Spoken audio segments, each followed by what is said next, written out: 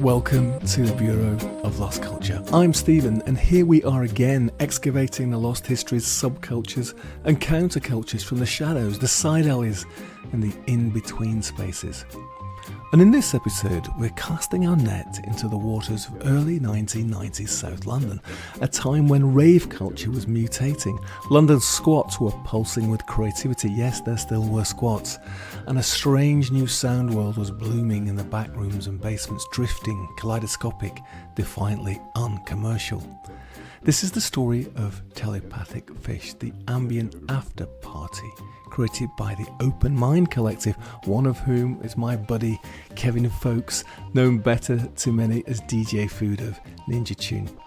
Now, before chill out became a marketing category, before ambient became a streaming playlist, Telepathic Fish carved out a communal space of strange beauty and deep listening. An urban utopian experiment made with turntables, psychedelic installations, living room lamps, photocopied zines, and a lot of imagination. A meeting place for bohos, ravers, multimedia explorers, and a new wave of electronic musicians. Aphex Twin, Global Communication, Nightmares on Wax, Autechre, Andrea Parker, Scanner. They all passed through the doors of Telepathic Fish parties. And now with a new amazing vinyl compilation and a beautifully illustrated 20-page booklet, the Telepathic Fish has resurfaced as a reminder of what DIY culture can do when technology, community and imagination collide. And we're going to dive deep into that lost world with Kev Foakes, DJ, designer, archivist and cultural custodian, to talk about installations, ambient activism, Mira Calix, illegal Roundhouse raves, ambient zine squatting, and the peculiar magic that happens when young people get together in a room and decide to do something creative. So let's go fishing. Kev, welcome back to the Bureau. Hi, Stephen. There's going to be a lot of fish references in That's this. Fine. You know that, right? It's normal. Well, you know what? We've been wanting to fish around in your past for a long time. You were last here, was it with John Moore, talking about sampling? I think so, yeah. I mean, I've lost count of how many times I've been on this podcast in a different capacity. The first one was Flexi Discs. There's been underground comics. There's been psychedelic light shows. Forgot about the comics, yeah. That was back in the day, wasn't it? Early on, yeah. How are you? I'm good, yeah. This compilation's sort of ignited something in people this year, it seems. It seems that we've, to coin a phrase, caught a wave of an ambient resurgence, and a lot of people have been coming out the woodwork to sometimes recount stories of, you know, coming to the parties back in the day and things. And I mean, I haven't really talked about it that much in the past, and it's been a part of my past which is before what a lot of people would know from me as being part of Ninja Tune and DJ Food. That came later, but this was... It's quite formative for you, isn't it? All the elements of what you do now were all there, weren't they? I mean, how does it feel sort of, you know, seeing this Telepathic Fish resurface after all these years? It's been fantastic. It's time, definitely, that sort of cycle of nostalgia has come round. And I've always wanted to do something like this, but the time hasn't been right. And I think with the passing of Chantel a few years ago, Mira Calix, who was part of the Openmind crew, it felt like we really should tell this story now. We're going to hear more about Chantel. What about the myth of the Telepathic Fish? Let's get that out there.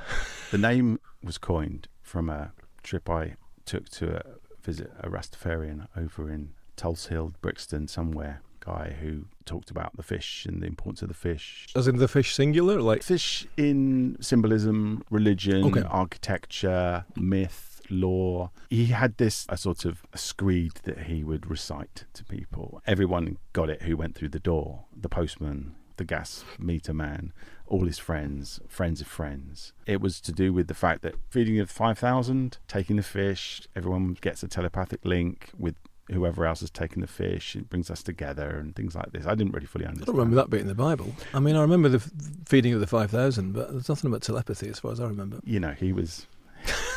Okay, this is the Brixton version. It was his version, yeah. I wish I could find him and go back and, you know, inquire a little bit more and maybe remember a bit more. But anyway, I was there and this bowl was produced with these small fish. They weren't goldfish, they were something smaller. And he said, "Oh, would you like to take a fish?" And I was in a phase in my life where I was very open-minded about things.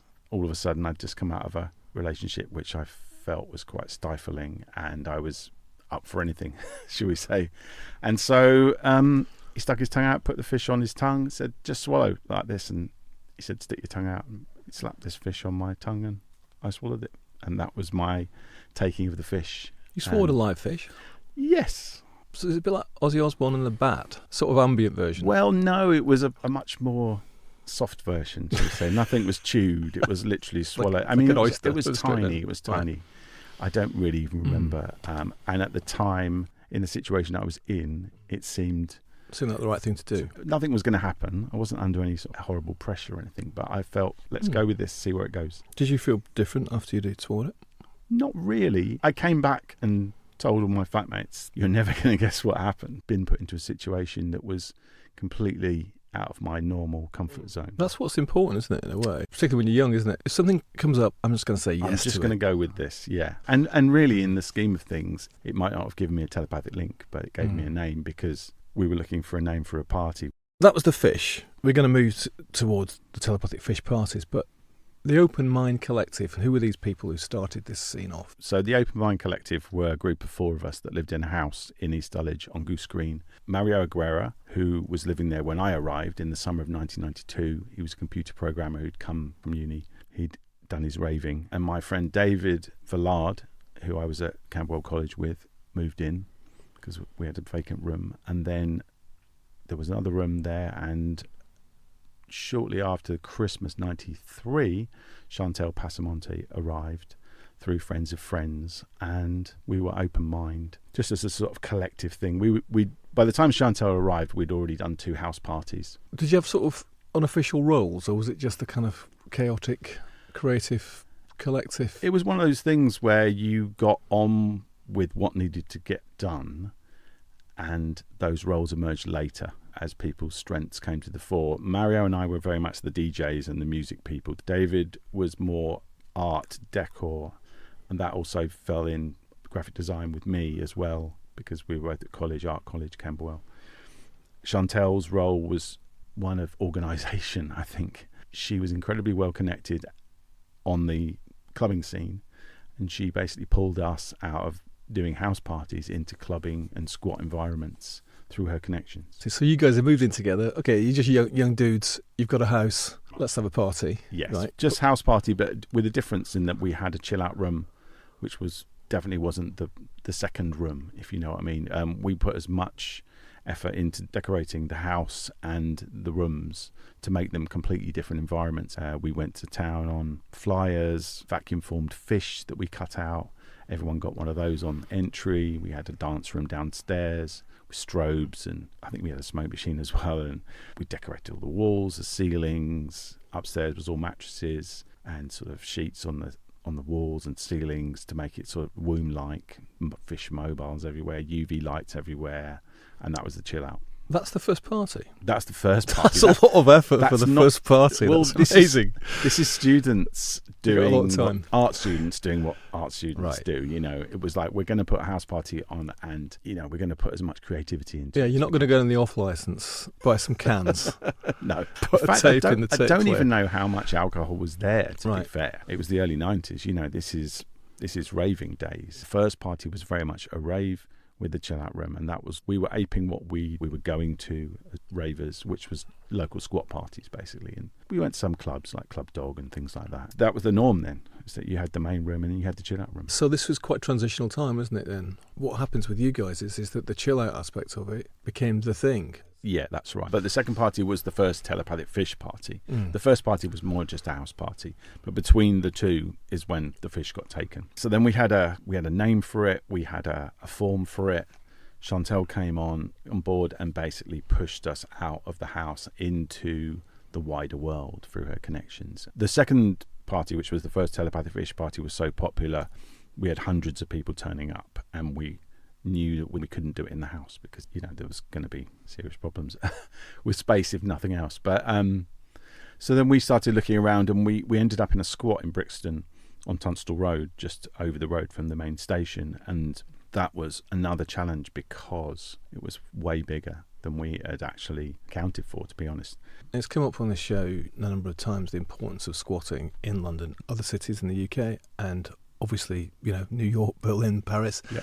The squat, the unofficial occupation, let's put it that way. Yeah.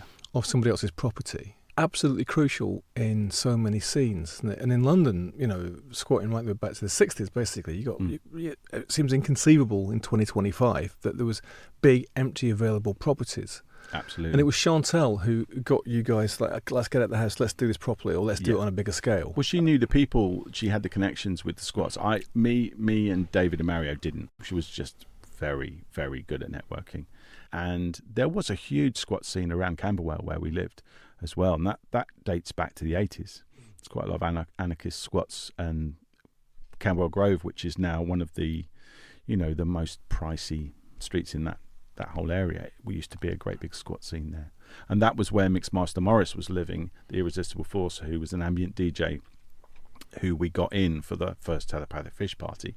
He came down and played in our kitchen, and he was a very pivotal figure. He was collected musically and on the party scene, the rave scene. Chantal was collected on the squat scene, and we just jumped on that. And Morris provided me with the contact for Matt Black from Coldcut, who came and VJ'd at the first squat party. Computer animated visuals at the time, which were quite new. VJing was quite new. I think it was the first time that he'd done it in public, wasn't it? It was, yeah. Which is amazing to think about what happened with Coldcut subsequently. Exactly. They became the professors of that stuff. Well, right? he was doing that all the time, and he was talking about it in the media, and I assumed that he'd done it, for real. But it transpired that later that was actually the first time he'd publicly done it. He'd been messing about in the studio. It's funny because then you end up later working with them at Ninja Tune, right, exactly. Well, that was the start of a beautiful relationship. Basically, me and Matt hit it off immediately. Just sort of similar heads, and so for somebody who showed up at this second party in the squat, just give us a description of what it'd be like. So I get out the tube at Brixton. Yes. Maybe I've heard about it, or someone's given me a flyer, or I heard about the first one. I thought, that sounds cool. You come out the tube, you cross the main crossing, which straight ahead of you, there's a little side road that winds itself back behind the main shopping bit into sort of a residential street, and there is a squat there, which used to be, I believe, the dole office. For sort of people from other countries, dole in this country means unemployment benefits, social security. That's an important countercultural location in lots of people. That long since ceased and had gone to another place. And so, you go in the front door, very unimposing building at all, 2 stories high. The ground floor is this huge open warehouse space, basically, with a few pillars. There would have been sound system that we rented, bought in. There were UV vanners, UV lights, mattresses, cushions, blankets on the floor, projectors, which leads through to the psychedelic lighting later. Matt Black with his screen. I think the screen was hanging down in the middle of the room, actually, sort of halfway rather than on a wall. A DJ booth mounted up on some old filing cabinets. I believe there was an upstairs, but most of it was off limits because the people who were squatting there were living up there. But there was definitely somewhere to go make tea upstairs in a rickety old staircase. So it's a sort of sensory experience, lights, images. Sensory. Yes. Wonderful, strange. No strobes, music. No smoke. People would smoke in the squat, though. That was the main difference between today. Is that obviously it's a squat, you can do what you like. You can sit on the floor, you can smoke. What's this about mattresses? Well, we used to drag mattresses off the street to basically sort of fill up some of the floor space because we wanted people to sit down rather than dance. And, you've got to sit on something soft. So we drive around in a lorry and drag mattresses off the street and sort of drape them with rugs and things. And obviously some of them were grottier than others, but grim. There's been a few things in the press about sort of soggy mattresses. I think there was only one soggy mattress that a particular journalist, David Toop, managed to sit on. As somebody who doesn't dance, I fully approve of this situation when dancing was discouraged, right? It wasn't discouraged as much as there weren't really any slowly. Beats. There weren't any beats. Right. People sometimes stand up and sway or whatever, but it sounds terrific. So all-nighter?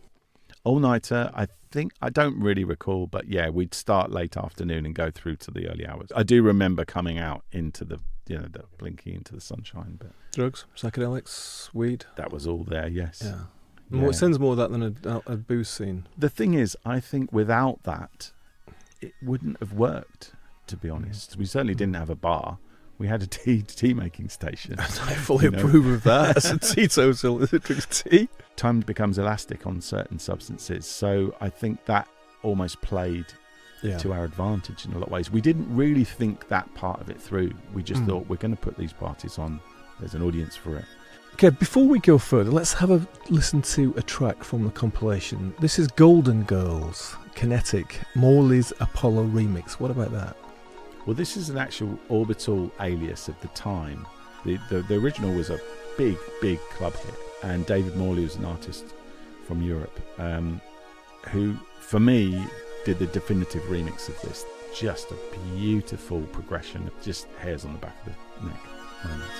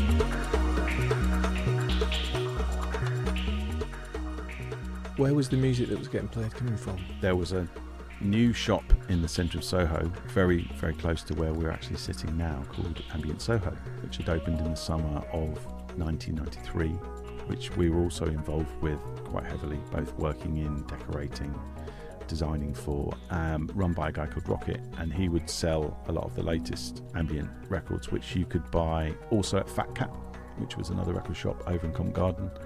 A lot of it was getting played on Kiss on the evening shows. The Orb were a huge band, Future Sound London were a huge band. You know, these were groups who were having chart hits, and more often than not they would have ambient mixes, if not ambient tracks. Mixmaster Morris said, if you're seeing an old record in a charity shop with hippies and synthesizers on the cover, get it. Yes. So you mixed in some of that old stuff. Oh, definitely, yeah. I mean, Morris was the oracle for us on a lot of this stuff. His flat in Camberwell was a sort of regular pilgrimage that we would go round. He would make the tea, and then he would just infuse about records, which is completely what Morris does.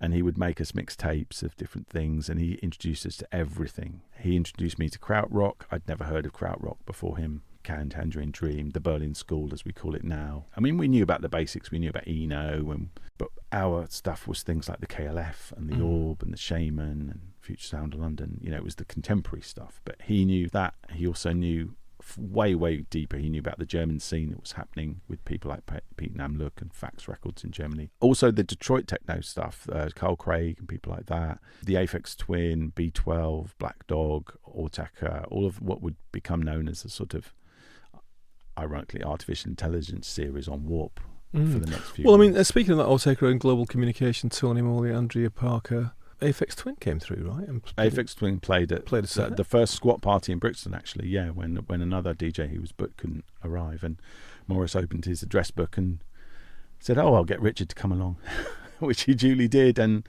played for a couple of hours, I think, and I don't even remember if we paid him or what we paid him. This was 1993.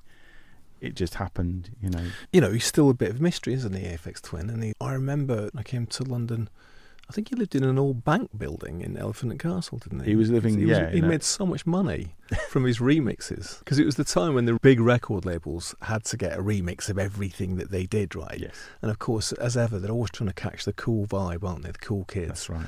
So there was a time when he just spent 24/7 basically doing remixes of all sorts of people, right? Yes. But although half the time, I think he just handed him one of his own tracks. Well, didn't he? the legend goes with the Lemonheads remix is that a courier arrived at his door to pick up the Lemonheads remix, which he hadn't done, so he just pulled the DAT off the shelf and gave them that. And that was it. Somebody told me from a record label that he turned in a remix, and the A&R people, were sort of like listening to it and saying like, this doesn't sound anything like the original track. And he said, yeah, it's the spill from the headphones. The remix just made it up. An incredibly influential figure and very busy at the time, and he's pumping out so much stuff. Lots of other things, but a lot of very groundbreaking ambient music. Absolutely, as well, right? Yeah. He went from techno to rave to ambient to, later on sort of drum and bass stuff and everything in between, and then got into videos and stuff with Chris Cunningham. Speaking of Aphex, we've got in one of his many roles here, Caustic Window, Cordilatron. That was from one of his first ever 12s on Reflex. I think we're the first people to license a Caustic Window track to a comp since the 90s. Always loved this track.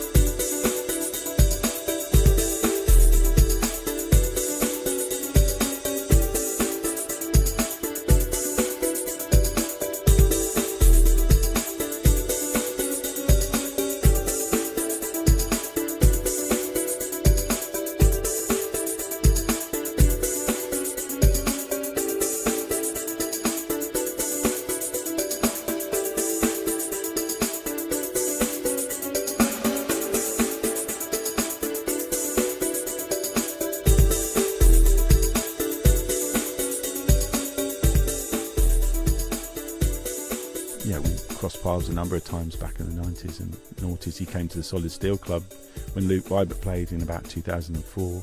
and just sat behind me while I DJ'd, which was fun. You know, he seemed to enjoy himself. Yeah, I'd just bump into him in like music shops in the West End sometimes, or at gigs and things. He had this incredibly sort of golden age and just produced a huge amount of stuff, and then kind of just disappeared, didn't he? Just decided, I'm done. Comes back a bit every now and again. Yeah, I don't know really what the personal story is there, but definitely after Window Liquor, things seemed to slow down a little bit.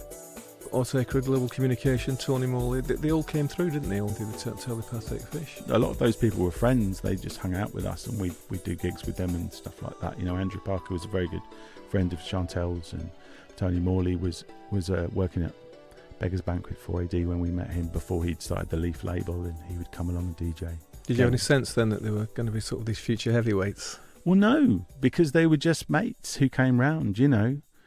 You remember Autechre coming round and setting up their gear in my bedroom for a gig that they had the next day. I just went and stayed at my girlfriend's, and they stayed in my room and worked out their set on the bedroom floor, you know. Well, let's talk about tech. Were you sort of borrowing stuff and duct taping it together? And the thing about me is that I was DJing from the mid-'80s, and I was a DJ that was into hip-hop. And when I arrived at the flat, I had turntables, I had Technics and a mixer and everything. And Mario was very instantly taken with that. He didn't have Technics at the time, but he very quickly got them. So we had 4 turntables in the house. Actually, I had 3 turntables in my bedroom, so which was great for mixing because you had the extra deck for layering things up. And then I got CDs as well, you know, just basic CD players. Not, this is pre-CDJs and things like that. Effects on the mixers, and, you know, rigging up guitar pedals and stuff like that. It was about layering, basically. You were layering visuals as well, right? And you're driving around London in a van picking up stuff, and it sounds amazing. It all sounds a huge amount of work. It was a lot of work. How many nights did you do then? We did a couple in the old Dole office in Brixton. Then we moved over to what had been another Dole office, another side of Brixton, and we did one there. By this time, Megatripolis was running, the club that Fraser Clark started in Heaven, and we very quickly got in the door there because Chantel knew all those people, and we started doing the ambient room in Megatripolis regularly.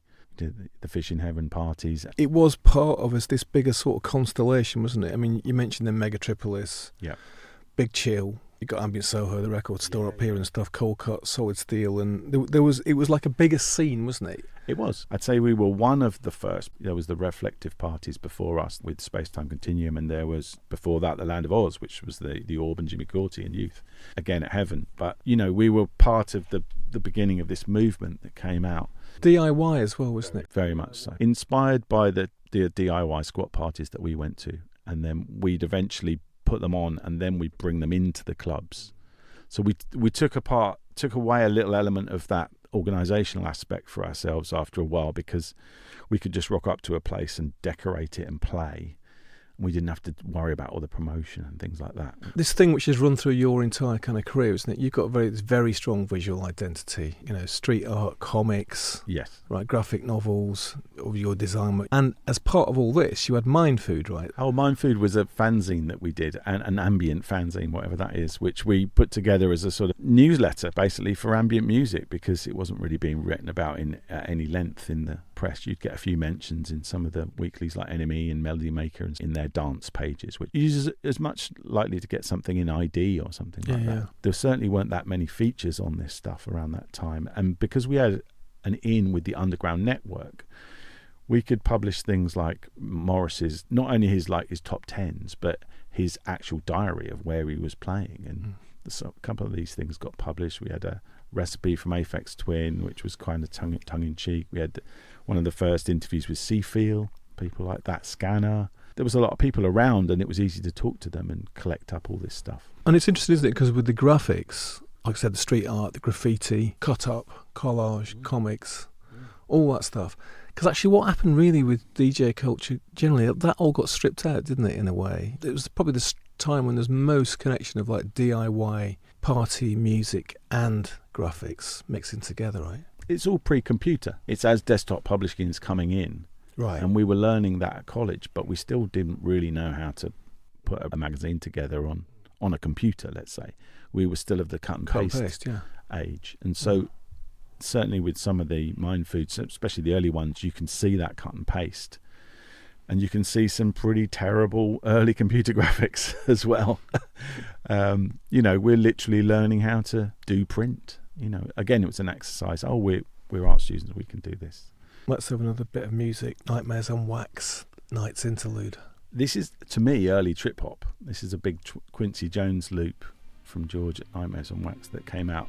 I think it was the intro to their first album on Warp back in the Bleep era. But I always used to play this and not know if it was a little bit too hip-hop-ish. But then I had some guy run up to me in the middle of Mega Trip and said, I love this track, I love this track.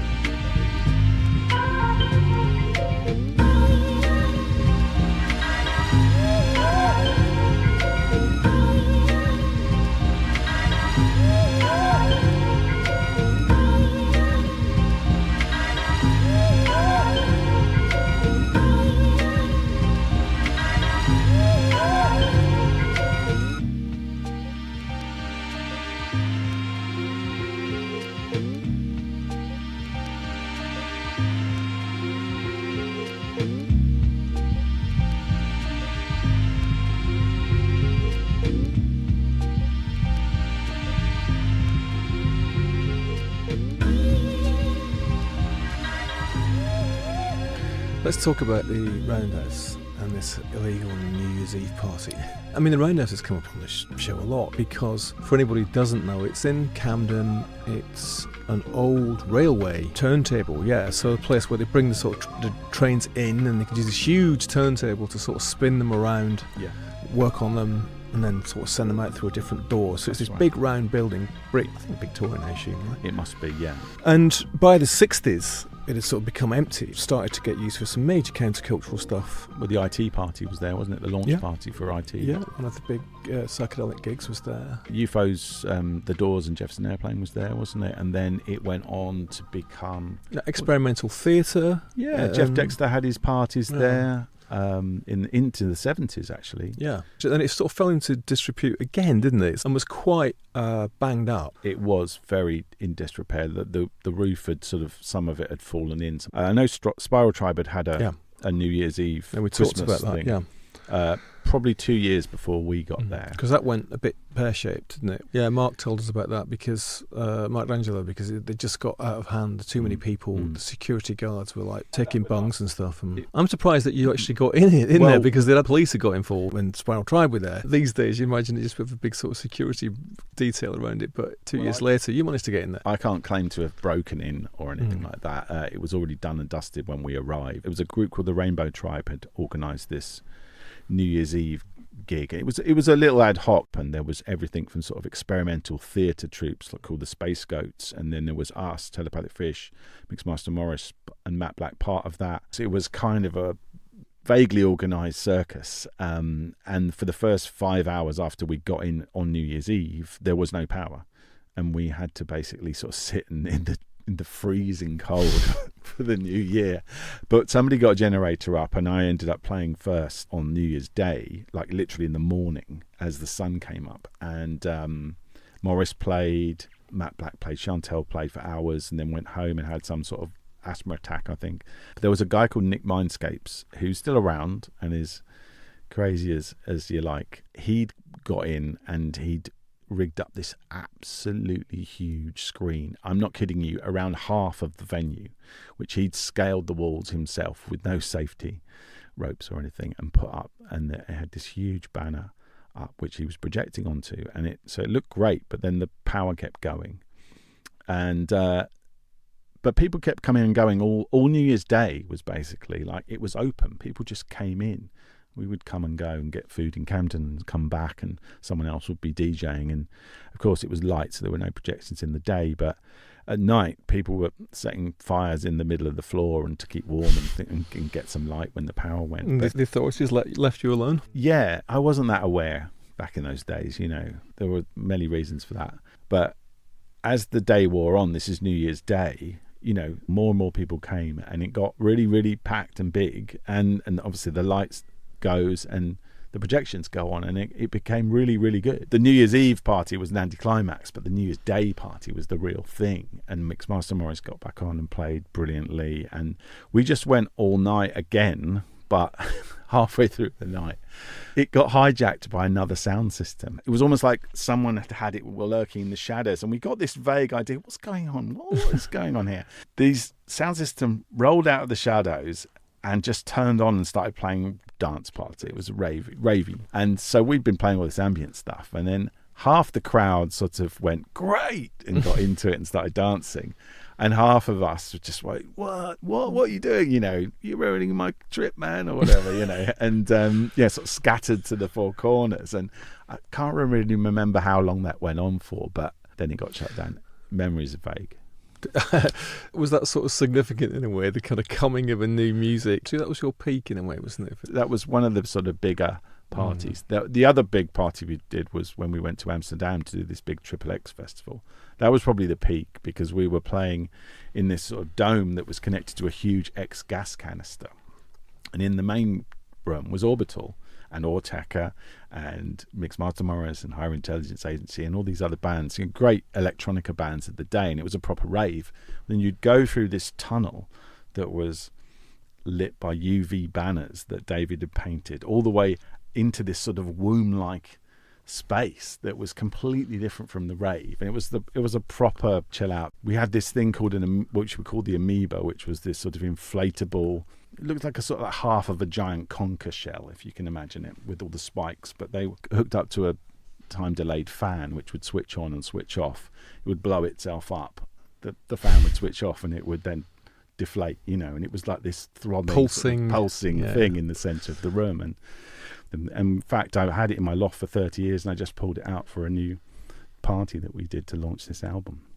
That was the peak, but you kept going for a bit longer. How did it end? Faded into other things, didn't it? Yeah, I mean, you know, music and culture is moving all the time. All the time. You don't realise it, but 2 years is a long time. 3 years is even longer. And by the sort of mid-90s, Chantal was preparing to move to Sheffield. She was becoming Warp's publicist and later recording artist as Mira Calix. David was about to have a child. Mario was working for Hex, which was Matt Black's audiovisual thing, doing a game called Dreamware, and I was basically involved in the graphic design of Ninja Tune and as DJ Food at this point. So we were moving in different directions, and eventually we all moved out. The flat that we shared on Goose Green was the binding factor, basically. So things change and people move on, and that was a natural kind of dissolution. I want to talk a little bit more about Chantal, because in a way one of the purposes of this compilation is a sort of tribute, a memorial to her.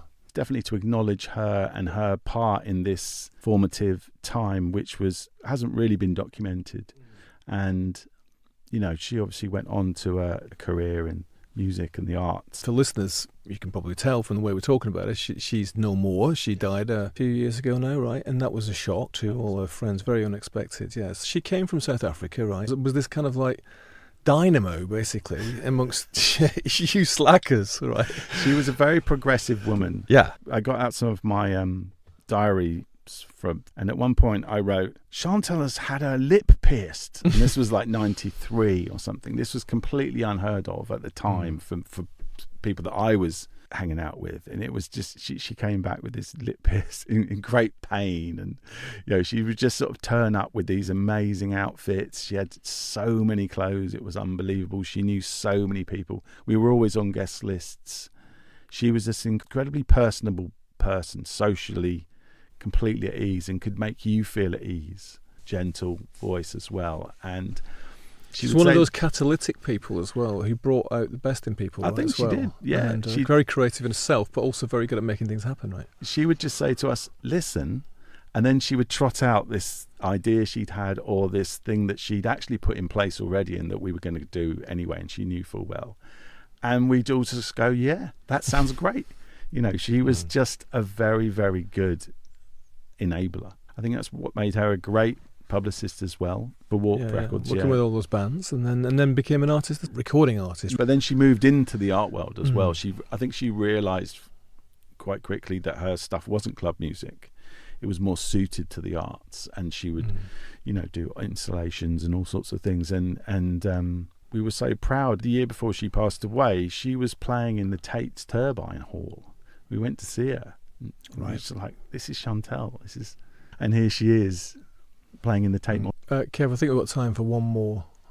Insides, Skinned Clean. This is lovely. This is a special DJ mix that wasn't officially released. This was a big Chantal tune from back in the day. It's sort of 10-minute, almost sort of minimalist Steve Reich-esque dance mix of a much longer piece.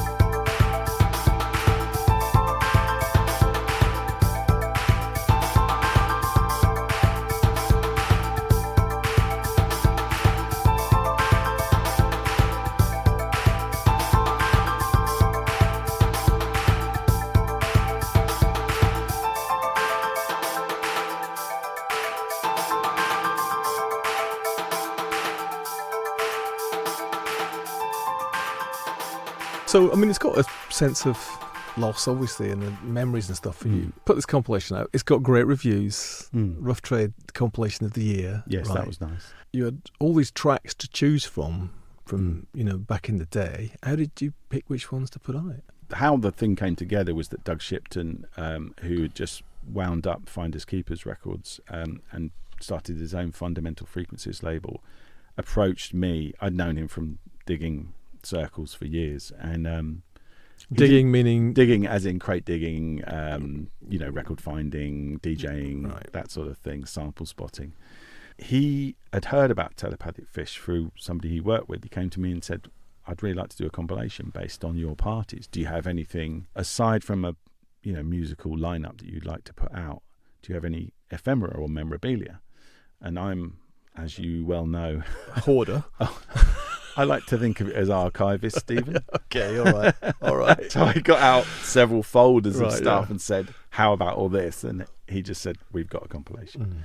So then, Mario, David and I sat down and we compiled a huge list. It was like an 11-hour playlist of stuff that we remembered personally as key records, and then divided that up. And there were sort of A-list, B-list, C-list sort of records. And there was many, many more. We could have done 10 comps easy. The trouble with a lot of ambient music is it's 10 or 20 minutes long. And when you're dealing with vinyl, that's one side. Yeah. We had to be careful to not include stuff that was too long. It's a great selection. Thank you. When you hear it now, obviously we live in a post-internet, post-computer, sampler, AI world, and does it still stand up for you, the inventiveness of it? Oh, definitely. Every track on that comp gives me goosebumps in some ways. It brings back a memory of a person, a place, a time. We wanted to have something with Morris on it, something with Aphex on it, something with the Orb on it, all these different people that had been part of the story. We couldn't acknowledge everybody, but trying to bring that through in the music as well. Not that it's meant to be definitive in any way or form, but all of it stands up. I mean, it's difficult for me to see it.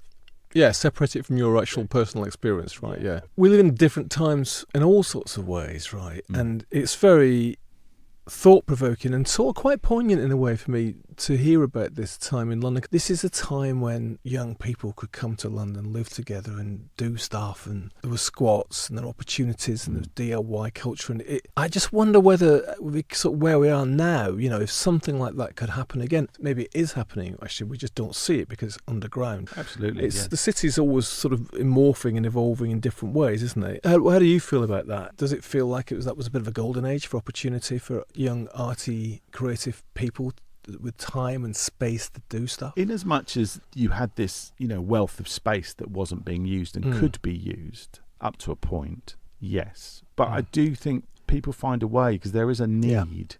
There's a need in certain people to do this sort of thing. And I look at what my kids do and what they tell me that, they see or hear. And, obviously we're not plugged into their world. It's not the same.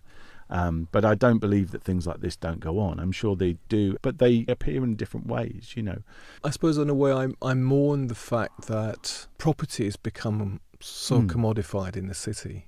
Absolutely, yeah. That particularly for the young, it's so difficult. Physically isn't the space. And then that means that there isn't the time because, if you're renting, if you're not, from London, say, or other big cities, if you come to that city, you've probably got to work 2 jobs just to be here. So you haven't got as much time and energy as well. Do you know what I mean? Yeah. It's not just the actual space, is it? I think things are happening, I'm hearing about ambient saunas and stuff like that now. Train arches are being turned into saunas and ambient DJs are going and playing and things like that. And if you look at what some of the kids are listening to in terms of and doing raving wise, there's lots of raves in woods and parties in woods, and maybe that's the next logical sort of destination. Get out of the city, and or even these guys that turn up in a sort of train tunnel with a van, and they've got speakers built into the back, and they have a rave until the police come, and that's it. And just drive off. off. It's just that, an hour tops, and then you're done. They're going to find a way, right? That you find a way, and the times you're in dictate almost. We're in a very short attention span theatre kind of era, and I'm not sure how an ambient party of 8 hours length, would that even work these days? Probably not. Well, I suppose ambient music became commodified itself, didn't it? It's the sort of thing that you might hear whilst you're waiting to speak to somebody in the call centre. It became associated with wellness as well, didn't it? There is that, yeah. It's great to hear that actually, you said that at the beginning that there's this revival, this wave of new stuff coming out. Definitely since COVID, and I found myself listening to a lot more ambient music during COVID just to keep calm, basics, mental stabilization. Yeah, there's the obvious 30-year cycle of nostalgia, things coming out, certain records getting reissued and things like that. That time is coming again, and there's a whole generation that wasn't there that sees it as a countercultural movement. And it's good music. These things have their time, and then they disappear, and then they resurface, and this is the time for that. There's plenty of contemporary stuff, tons of contemporary ambient electronic music being made all the time.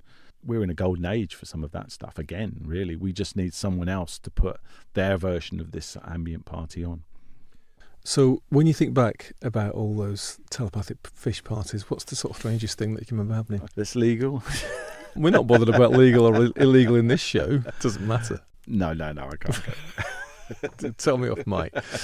Kev, congratulations on the compilation. And thank you. Bringing the fish back up to the surface. Yes. It's been swimming around in the deeps all this time. Yeah. The whole DIY culture thing is still very much part of what you do, isn't it? In terms of, you're an archivist, as you said, graphic design, DJing, shows. Remixing, light shows. That became a big part of what you've done. You've written Much a book later. on light shows. And the weird thing with that is it was all in there, as you said, at the beginning, but I didn't always recognise it. Yes, it definitely massively formative for me, and I know my friends that did it. I'm always interested in this. James Hillman, the sort of Jungian psychologist, talks about the calling, he called it, but it's almost like a destiny thing, but you can only read it backwards. You know what I mean? It's like you look backwards and you think, these are the signposts along the road. You can't see it when you're in it. You can't see it when you're in it. You can't even really plan it in some ways. There are times when you've got a decision to make, and sometimes you maybe chicken out. I've chickened out of a few things, but looking backwards, you can sort of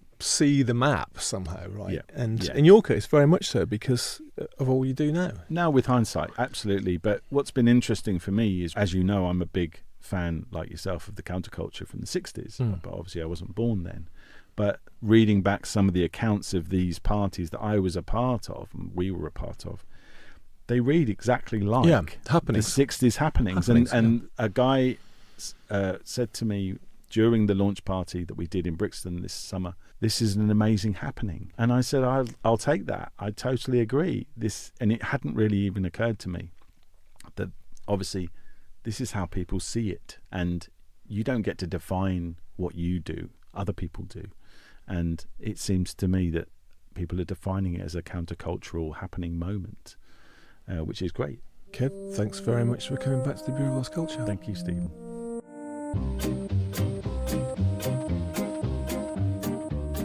Well, there you have it. Links in the show notes to the Telepathic Fish compilation album. It's a really perfect Christmas present for yourself or a loved one to mellow you through the festive frenzy of this season. Thanks to Kev, it's always a pleasure to see and hang out with him. I'll put links to his work in the show notes too. He's amazingly prolific and creative. This is the last episode of 2025. It's been a very full year here, 25 conversations this year at the Bureau. I am learning so much. And thanks to all my guests this year. Thanks to the amazing Soho Radio. And of course, thanks most of all to you for listening. Let's keep listening. We'll be back in the new year with more of these tales from the other side. And I will see you further down the road, round the bend, over the hillsides, and wishing peace on this sad old world. We're going to finish with another track from the Telepathic Fish compilation. This is Days in the Trees by No Man, which featured Stephen Wilson from Porcupine Tree. It's got an amazing sample from Twin Peaks. Happy solstice. See you on the other side. This is from a long time ago. Is that okay? I was about 13 years old. 14, maybe. We were going to the Roundhouse to meet boys. They're about 20 years old. And they're nice to us.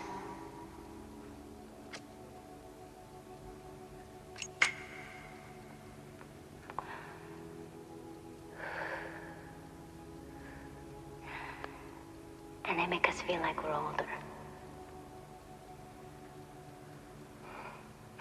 Rick asks if we want to go party. And Laura says yes. And all of a sudden I feel this knot building up in my stomach. But when Laura gets in the truck with Rick, I go anyway. There's a stream in the woods. Full moon, I think. It's pale and light out. Laura starts to dance around the boys.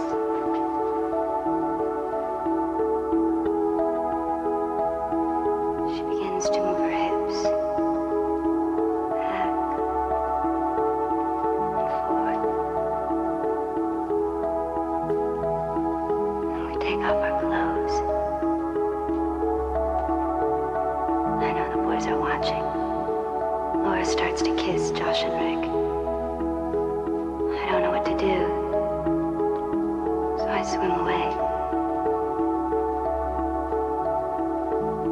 I feel like I want to run, but I don't. He kisses my hand, and then me.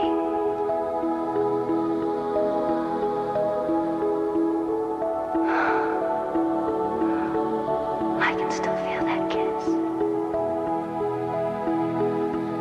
His lips are warm and sweet.